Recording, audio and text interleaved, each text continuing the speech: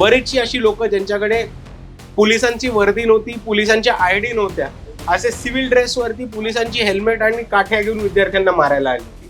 ही लोक कोण होती? दिल्लीमध्ये पण महाराष्ट्रासारखे पोलीस कॉन्ट्रॅक्टची भरतीवरनं भाड्यावरती गेल्या सुरुवात केली आहे का? काही भाजपचीच भाड्याची गुंडी होती जी विद्यार्थ्यांना मारायला आली होती. हा प्रश्न सगळीकडे उपस्थित होतो. आम्ही पोलिसांना हे सुद्धा सांगणार आहोत की तुम्ही वंचित आघाडीशी पंगा घेता. जर दिल्लीचा प्रकार महाराष्ट्रात गेला तर ते तुमच्यासाठी चांगलं राहणार नाही. आपल्याला पाप प्रायश्चित चूक शिक्षा मी याच्यात पडणार नाही. मी संविधानी माणूस आहे आणि मी संविधानाने चालणारा माणूस. आपला देश पण संविधानाने चालतो, धर्माने नाही चालत आणि तुम्ही संविधानाने जा. जर कोणी एक कॉन्स्टिट्युशनल पोझिशनचा मिसयूज करत असेल तर त्याच्यावरती ऍक्शन ही लीगल आणि कॉन्स्टिट्युशनलच असली पाहिजे. किती घड्यात किती पाणी मुरलं ह्याच्यात मला काहीही फरक नाही. ऍक्शन तुमची कॉन्स्टिट्युशनल आहे, त्याच्यावरती रिॲक्शन ही कॉन्स्टिट्युशनल आणि लिगलच येणार. हे भारताच्या संविधानामध्ये लिहिलेले. तर तुम्ही अमित शहावरती ही व्हायलंट पोलीस ब्रुटॅलिटी करण्यासाठी ऍक्शन घेणार आहात का? हे पुढच्या ट्विटमध्ये नरेंद्र मोदींनी आम्हाला सांगितलं पाहिजे. नमस्कार, मी संकेत आणि आपण पाहत आहात मुंबई आउटलुक. सध्या देशाच्या आणि राज्याच्या केंद्रस्थानी जो एक सगळ्यात महत्वाचा मुद्दा किंवा सगळ्यात महत्वाची मागणी आहे ती म्हणजे केंद्रीय शिक्षण मंत्री धर्मेंद्र प्रधान यांचा राजीनामा. या राजीनाम्याला घेऊन गेली 1 महिना झाला दिल्लीच्या जंतर मंतर येथे विद्यार्थी संघटना, विद्यार्थी जे साधारण विद्यार्थी आहेत ते देखील या आंदोलनामध्ये सहभागी झालेले आहेत. लडाखचे पर्यावरण प्रेमी, पर्यावरण कार्यकर्ते, वैज्ञानिक सोनम वांगचुक यांनी 1 महिना झाला उपोषणाला बसले होते. 18 जुलैच्या सकाळीच पोलिसांनी त्यांना जबरदस्तीने तिथे उचलून नेलं आणि रुग्णालयात दाखल केलं. त्यानंतर हे आंदोलन आणखी चिघळलं. 20 जुलैला विद्यार्थ्यांनी संसद भवनावरती एक मोर्चा काढला होता. तो मोर्चा पूर्वनियोजित होता, आधीच सर्वांना माहीत होतं. तरी देखील पोलिसांनी त्याची दखल नाही घेतली आणि 20 जुलैच्या मोर्चावरती पोलिसांनी जो अमानुष लाठीचार्ज केला, त्या लाठीचार्जच्या नंतर हे आंदोलन आणखी चिघळलं आणि देशभरामध्ये वेगवेगळ्या ठिकाणी या आंदोलनाचे पडसाद उमटलेले आहेत. महाराष्ट्रामध्ये त्याचे मोठे पडसाद उमटलेले आहेत. वंचित बहुजन आघाडीच्या माध्यमातून आज महाराष्ट्र बंदचा कॉल दिलेला आहे. माझ्यासोबत वंचित बहुजन आघाडीचे युवा नेते प्रकाश आंबेडकर यांचे सुपुत्र आणि डॉक्टर बाबासाहेब आंबेडकर यांचे पंतू सुजात आंबेडकर साहेब. सर, मुंबई आउटलुक मध्ये तुमचं स्वागत. बंदचं कॉल करण्याची काय गरज पडली?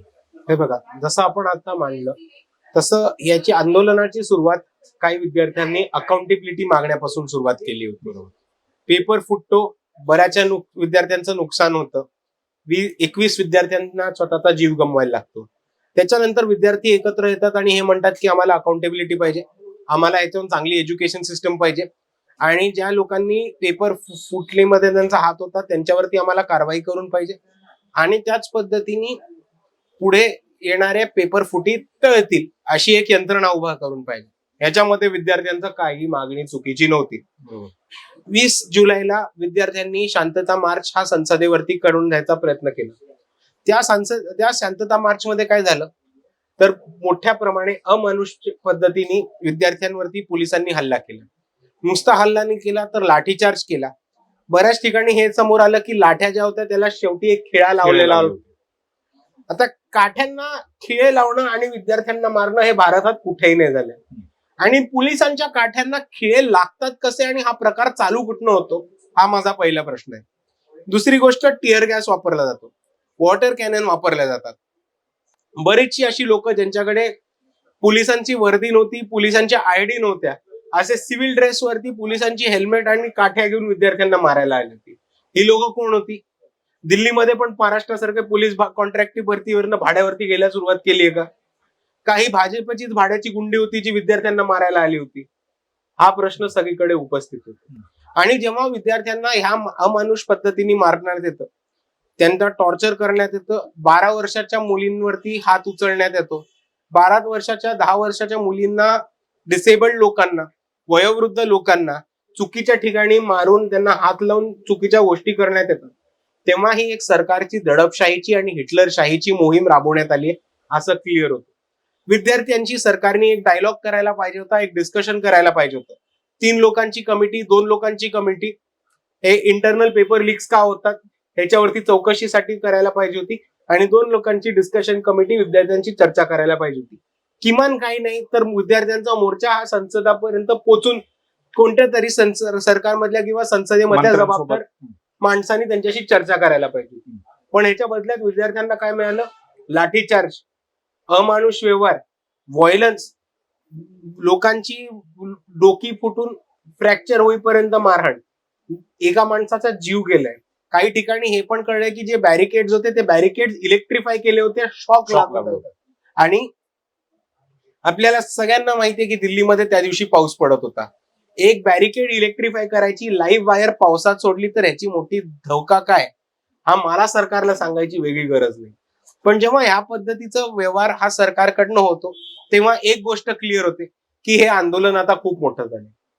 आम्हाला एका राजीनाम्याची, हंगर स्ट्राईकची आता पडलेली नाहीये.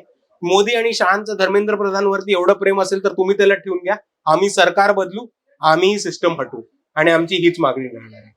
नाही, ज्या पद्धतीने सरकारवरती टीका होते, म्हणजे तुम्ही पण करताय की सरकारने विद्यार्थ्यांसोबत डायलॉग केलेला नाहीये, 1 महिना झाला, तसाच विरोधी पक्षांवरती किंवा तुमच्यावरती पण हे आरोप किंवा असं बोललं जाऊ शकतं की 1 महिना झालं तुम्ही देखील त्याची दखल घेतली ना. ज्यावेळी सोनम वांगचुक यांना तिथून हटवलं गेलं त्यानंतर विरोधी पक्ष जे आहेत ते त्यांना जाऊन भेटायला लागले वगैरे, तेव्हा समर्थन वाढायला लागलं. म्हणजे 1 महिना झाला तुम्ही पण तर त्यांचं समर्थन नाही केलं. हे बघा, सोनम वांगचुक जेव्हा उपोषणाला बसले होते तेव्हा बाळासाहेब आंबेडकर जंतर मंतरला जाऊन त्यांना भेटून आले होते, तिकडे जाऊन भूमिका मांडली होती आणि सोनम वांगचुकांना हे जंतर मंतरवरती उपोषण त्यांनी थांबवलं पाहिजे अशी विनंती करायला बाळासाहेब आंबेडकर हे स्वतः जंतर मंतरवरती गेले होते. तर असे करायच्या आधी मीडियाने पूर्ण कव्हरेज द्यावं अशी माझ्या महाराष्ट्राला आणि तमाम गोदी मीडियाला विनंती आहे. आणि दुसरी गोष्ट, माझं म्हणणं सोपंच आहे. विरोधकांनी पाठिंबा देणार, अपोजिशन पार्टी पाठिंबा देणार आणि आपण बघितलं तर सगळ्या प्रकरणं हे गोल गोल फिरवणं चालूच आहे. काल आपण बघितलं तर महाराष्ट्रामधनं कोण गेलं होतं तिकडे पाठिंबा द्यायला? उद्धव ठाकरे आणि आदित्य ठाकरे, बरोबर. आता मला सांगा, अभिजित डिपके आणि नरेंद्र मोदींचा AI जनरेटेड फोटो कोणी रिलीज केला होता? संजय राऊतांनीच केला होता.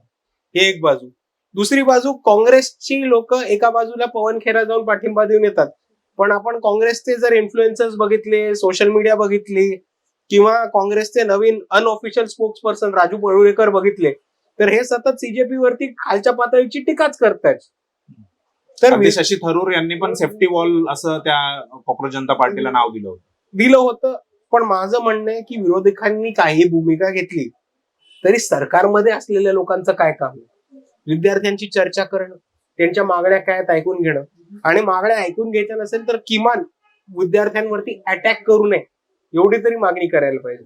आणि अशी कितीतरी लोक आहेत जी या भूमिकेमध्ये आहेत की ज्यांचा सीजेपीला पाठिंबा नसेल, ज्यांचा सोनम वांगचुकांना पाठिंबा नसेल, ज्यांना धर्मेंद्र प्रधानांच्या रेझिग्नेशनला पाठिंबा नसेल, पण ज्या पद्धतीचा अमानुष हल्ला दिल्लीमध्ये झालाय आणि जी डेमोक्रेसीची आणि लोकशाहीची गळचेपी झाली त्याच्यामुळे कितीही लोक आता विरोधात असले तरी ते नरेंद्र मोदींच्या विरुद्ध आणि या लोकशाहीच्या दडपशाहीच्या विरुद्ध आम्ही उभेच राहू.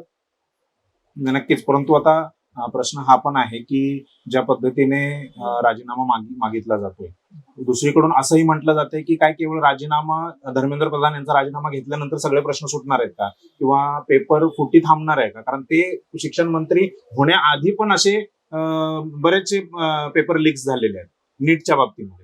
मग ते कसं थांबवणार? ह्याचा तुम्हाला बेस्ट आन्सर पाहिजे असेल तर मी तुम्हाला रिक्वेस्ट करतो, महाराष्ट्रामध्ये सम्यक विद्यार्थी आंदोलननी टीईटी पेपर फुटीचा प्रकार कसा हँडल केला होता ह्याचं बघा. दादा भुसेंचा राजीनामा मागितला होता, दादा भुसेंच्या घराला आम्ही घेराव सुद्धा घातला होता आणि दादा भुसेंना 24 तास त्यांच्या घराच्या बाहेर पडून होतं त्यांना.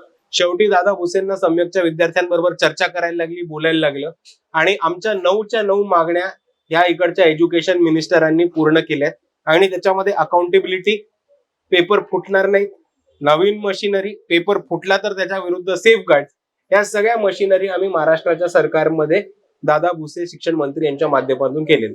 आता पेपर फुटत राहणार. आता टीईटीचा पेपर 2026 मध्ये फुटला, त्याच्या आधी वर्षा गायकवाड जेव्हा शिक्षण मंत्री होते उबाटा सेनेच्या सरकारमध्ये तेव्हा पेपर फुटला होता.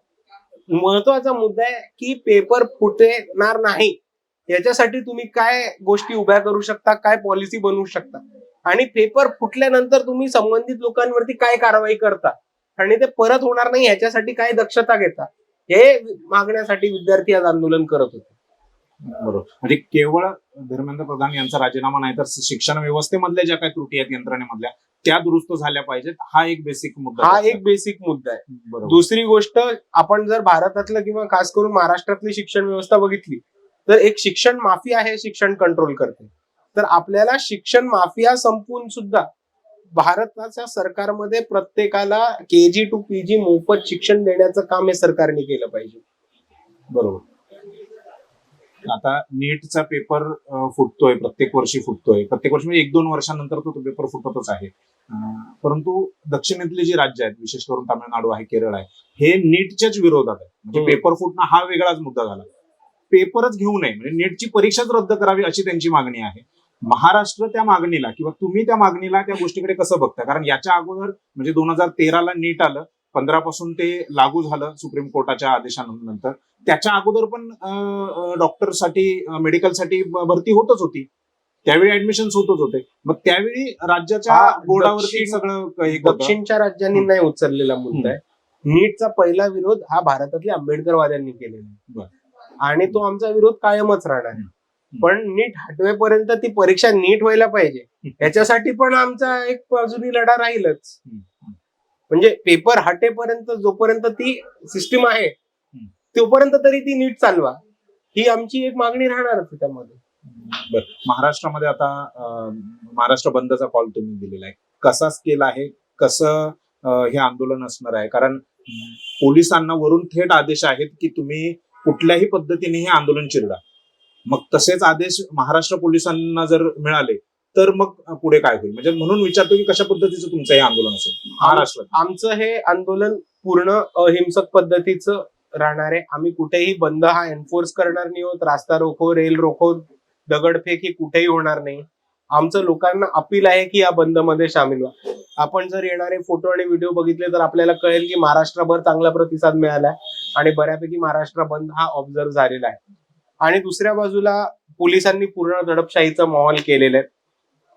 वंचित बहुजन आघाडीच्या कार्यकर्त्यांना डिटेन करणं, नोटिसा पाठवणं, खास करून विद्यार्थ्यांना नोटिसा पाठवणं, असा दडपशाहीचं माहोल हे महाराष्ट्रामध्ये पोलिसांनी केले गेले. आणि याच्या विरुद्ध वंचित बहुजन आघाडीने एक ठोस पाऊल उचलले. वंचित बहुजन आघाडीच्या सोशल मीडियावरती, एक्सवर, ट्विटरवर, इंस्टाग्रामवर, फेसबुकवर आपल्याला जिल्हा वाईज वंचित बहुजन आघाडीच्या वकिलांचा नंबर आपल्याला मिळेल. मी ज्या सर्वांना नोटीस आल्या आहेत, डिटेन केले, त्यांना विनंती करतो की सोशल मीडियावरती आपल्या जिल्ह्यातल्या वकिलांचा नंबर तातडीने वंचितच्या सोशल मीडियावरती शोधा, यांना संपर्क करा. आम्ही तुमच्या बरोबर आहोत आणि तुमची मदत करायला आम्ही धावून येऊ. आणि दुसऱ्या बाजूला आम्ही पोलिसांना हे सुद्धा सांगणार आहोत की तुम्ही वंचित आघाडीशी पंगा घेताय. जर दिल्लीचा प्रकार महाराष्ट्रात गेला तर ते तुमच्यासाठी चांगलं राहणार नाही. तुम्ही थेट इशारा देतो. प्रधानमंत्री नरेंद्र मोदी यांचं ट्विट आलेलं आहे. 30 दिवसानंतर का होईना परंतु प्रधानमंत्री त्या विषयावरती बोलतायत, ही एक पॉझिटिव्ह गोष्ट म्हणून बघितली पाहिजे. दुसरं, त्यांनी सांगितलं की हे मोठं पाप झालेलं आहे. आता पापाला शिक्षा तर असे काही व्यवस्था माझ्या माहितीमध्ये नाहीये. पापाला प्रायश्चित असतं. केवळ धर्मेंद्र प्रधान जे आहेत ते वेगवेगळ्या मंदिरांमध्ये जाताना दिसत आहेत, कदाचित ते प्रायश्चित करत असतील. हे बघा, आपल्याला पाप, प्रायश्चित, चूक, शिक्षा मी याच्यात पडणार नाही. मी संविधानी माणूस आहे आणि मी संविधानाने चालणारा माणूस आहे. आपला देश पण संविधानाने चालतो, धर्माने नाही चालत आणि तुम्ही संविधानाने जा. जर कोणी एक कॉन्स्टिट्यूशनल पोझिशनचा मिसयूज करत असेल तर त्याच्यावरती ऍक्शन ही लीगल आणि कॉन्स्टिट्यूशनलच असली पाहिजे. किती घड्यात किती पाणी मुरले ह्याच्यात मला काहीही फरक नाही. ऍक्शन तुमची कॉन्स्टिट्यूशनल आहे, त्याच्यावरती रिॲक्शन ही कॉन्स्टिट्यूशनल आणि लिगलच येणार, हे भारताच्या संविधानामध्ये लिहिलेले आणि आम्ही ते पालन करणार. दुसऱ्या बाजूला माझा एक प्रश्न आहे की नरेंद्र मोदींना इतके दिवस उत्तर द्यायला किंवा विद्यार्थ्यांशी संवाद साधायला किंवा एक साधा ट्विट करायला वेळ का लागला? आणि दुसऱ्या बाजूला आपण एक गोष्ट समजून घेऊ की पोलिसांनी जो हल्ला केला तेव्हा भाजपची सरकार ही दिल्लीमध्ये आहे आणि भाजपची सरकार ही केंद्रामध्ये. दिल्ली पोलीस ही कोणाच्या हातामध्ये राहते? केंद्राची. ती होम मिनिस्टरच्या हातामध्ये राहते. तर तुम्ही अमित शहावरती ही व्हायलंट पोलीस ब्रुटॅलिटी करण्यासाठी ऍक्शन घेणार आहात का? हे पुढच्या ट्विटमध्ये नरेंद्र मोदींनी आम्हाला सांगितलं पाहिजे.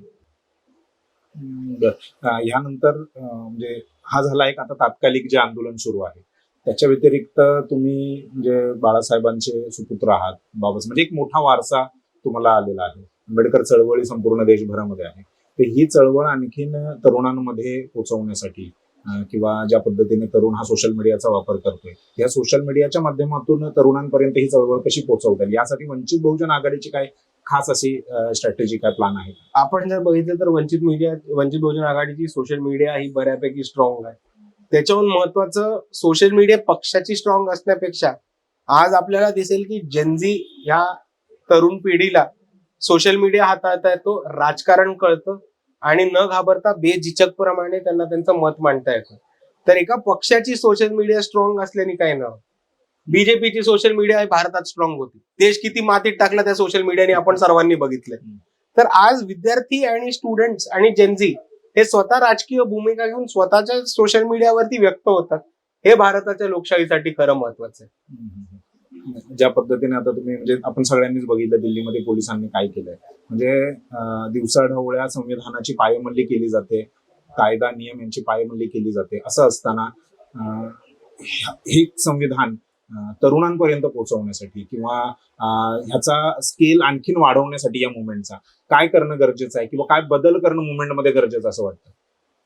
आताच्या घडीला सर्वांशी संपर्क करणं, सर्वांच्या नेटवर्क करणं आणि भाजपच्या विरोधात लढणारे जितके पण इंटरेस्ट ग्रुप्स आहेत, सपोर्ट ग्रुप्स आहेत, पीपल्स मुवमेंट आहेत, त्यांनी सर्वांनी एकत्र येऊन आता विद्यार्थ्यांना पाठिंबा देणं आणि बळ देणं ही काळाची गरज आहे. ठीक आहे, धन्यवाद सर मुंबई आउटलुकला वेळ दिल्याबद्दल.